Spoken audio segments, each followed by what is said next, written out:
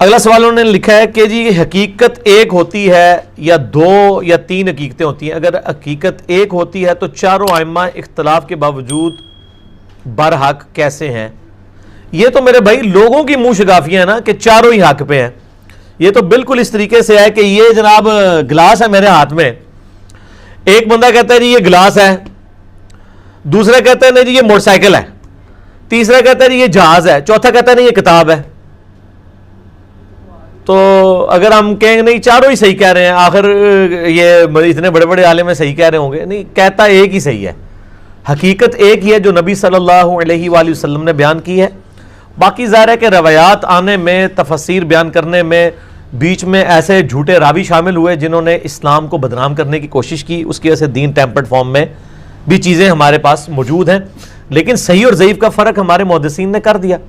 اس حوالے سے صحیح مسلم کا مقدمہ اگر آپ پڑھ کے دیکھیں، جو امام مسلم نے صحیح مسلم کا مقدمہ، صحیح مسلم کا حصہ ہے جو میں نے پڑھایا ہے مسند نمبر 36 کے اندر، ضعیف الاسناد اور من گھڑت احادیث کے فتنے کا تحقیقی جائزہ، امام مسلم نے صحیح مسلم کی پہلے 92 روایات اس دلیل پر لی ہیں کہ صحیح حدیث کیوں ضروری ہے اور جھوٹی حدیثیں کس طرح گھڑی گئی ہیں، اور تابعین میں کتنے بڑے بڑے کذاب ہیں جنہوں نے نبی علیہ السلام کے اوپر جھوٹ باندھے ہیں.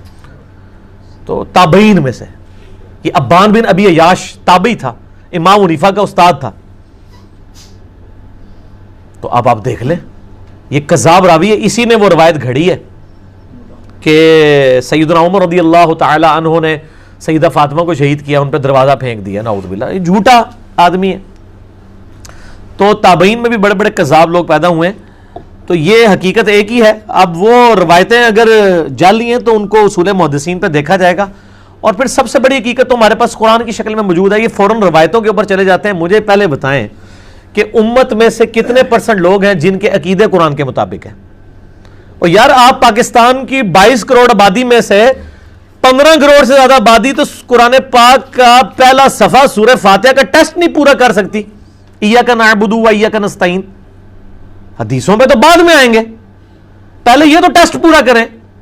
یہ تو کبھی کسی بابے سے جا کے مانگتے ہیں، کبھی کسی قبر کے اوپر جا کے مانگتے ہیں، اور قرآن میں وہ نماز میں پڑھتے ہیں ایاک نعبد و ایاک نستعین، وہ نماز میں ہی رہ جاتا ہے.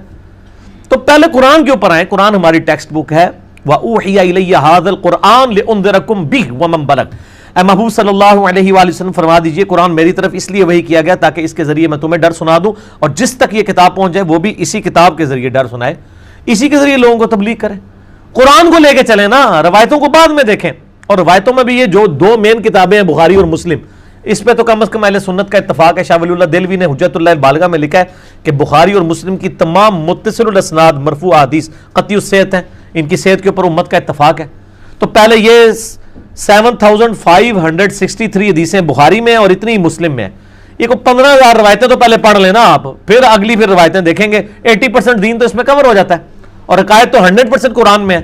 قرآن بخاری مسلم پڑھتے نہیں ہیں اور روایتوں کے پیچھے پڑھتے ہیں. وہ جی حقیقت ایک ہے، جی وہ 4 ہیں. ایک ہی ہے میرے بھائی. جب آپ کو یہ سارے ٹیسٹ پڑھ لیں گے نا، آپ کو پتہ چل جائے گا کہ سارے فراڈ لے کے چل رہے ہیں. صرف صحیح بات جو ہے وہ بالکل واضح ہے، وہ کون لے کے چل رہا ہے وہ آپ کو خود بخود پتہ چل جائے گا انشاءاللہ تعالی.